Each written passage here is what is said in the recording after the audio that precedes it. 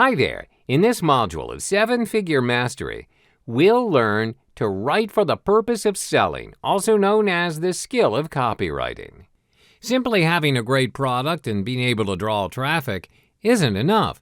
Making sales is also heavily dependent on your ability to influence and convince someone that they need your product in their lives through your words, spoken or written.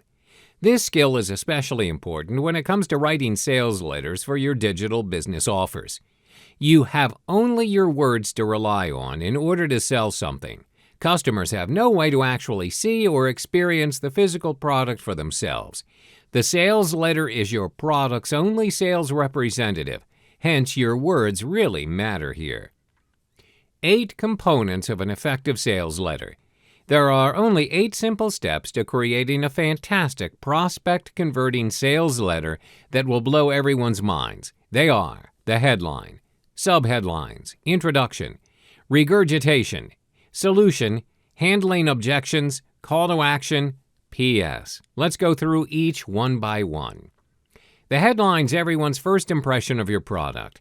Here you need to grab your customer's attention and get them excited. To achieve this effect on your readers, specify the product's results and benefits in your headline. Remember that the features tell and the benefits sell, hence be specific. The more specific the results, the more attractive your headlines will be. Okay. To further enhance your headline, you should also highlight the call to action, words in yellow, to show urgency and grab your prospect's attention. Here's an example. Secure your instant access to a mammoth collection of constantly adding resale rights, private label rights, graphics, and more, and jumpstart your online marketing career starting this second. This very headline portrays an immediate solution to those who want to make money without having to create their own product.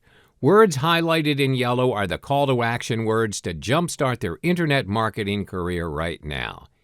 The subheadline usually appears under your headline. These words are normally 1 or 2 font sizes smaller than the headline. At the start, the headline serves to hook your prospect's attention. The subheadline, on the other hand, reels your prospect in. It nudges them to read on a little further. The subheadline is also important to catch the attention of page scrollers, to read what they want to listen to. As you can see, there are various ways to create your subheadline. It really depends on how your headline's structured.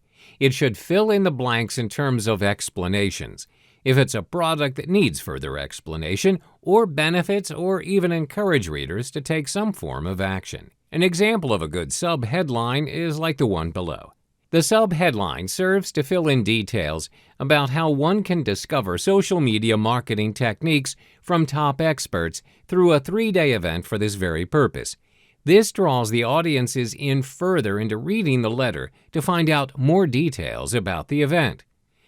After you've successfully ignited the curiosity of your prospect, it's time to make your very first and lasting impression to your prospect within your introduction.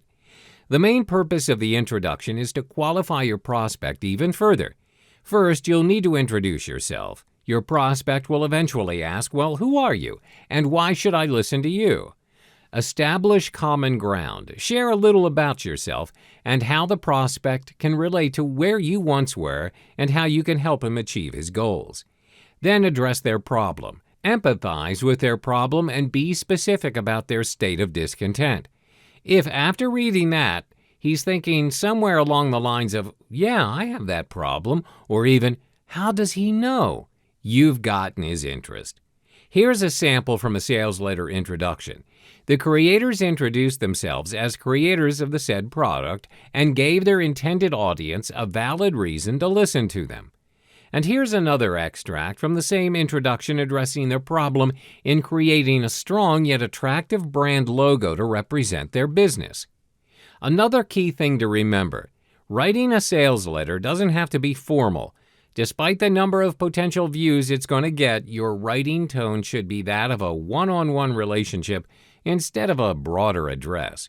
Remember, this sales letter is going to do the selling for you. You must maintain the momentum of that one-way relationship going on between your virtual salesman and your prospect. You've successfully created your introduction. Now's the time for your regurgitation process. This is where you exaggerate an existing problem. You can achieve this by showing your prospect a more inferior alternative over your offer. At this point, your offer is currently in the limelight, and it's up to your prospect to make the call you want to hear. Here's another example from the sales letter. Not everyone can afford the pricey Adobe Photoshop. Most people lack the designing skill, and the high cost and time required to design a logo is so demotivating. So in this part of the sales letter, the problem is exaggerated. Finally, you can announce your long-awaited solution to your curious prospect. Start answering the questions like, what can your solution do and what can it solve? Over here is an example. The product is introduced. It is described as the all-in-one solution to creating professional-level marketing materials like logos, cover, avatar, characters, and so much more. Don't stop there. You must provide the various features and benefits your solution possesses. If you have more than one component to your solution, show them by sections. Then, next, you list out the benefits of the solution. If your benefits contain outcome effect words such as $10,352.49 in 72 hours, 38,328 unique visitors in 30 days, and twice the power, to name a few, it's advisable to be bold and change its font color to yellow to give the words more emphasis. These are what I call the benefit words. Here's an example. You finally revealed your solutions and all the amazing features and benefits. Now it's time for handling objections.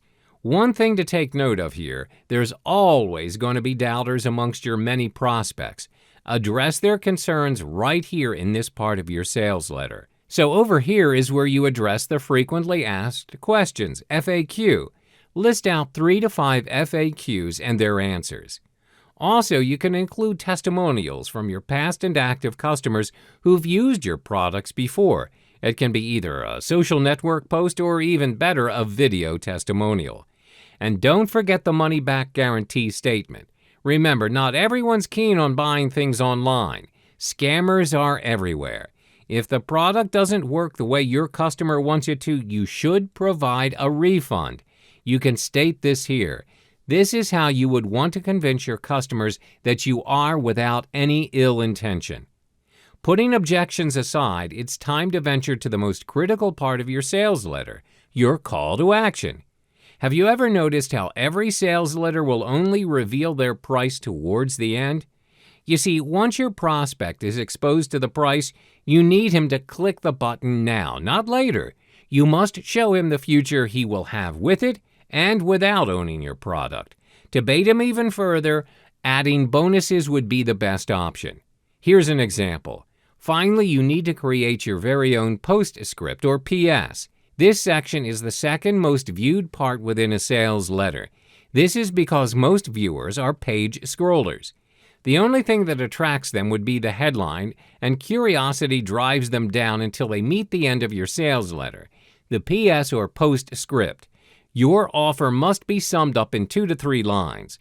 Remind them about your money-back guarantee section and bonuses.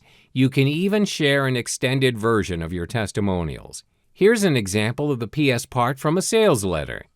Sales letter tips and tricks. Keep in mind that lengthy sales letters may not necessarily be read.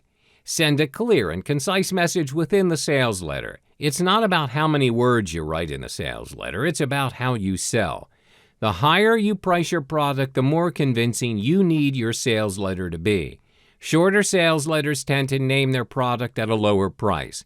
If you truly need to make your sales letter long, consider making sales videos. There's no limit to how long you want it to be. It can be 8 minutes, it can be 15 minutes, or even as long as 40 minutes. If it sells, it doesn't matter.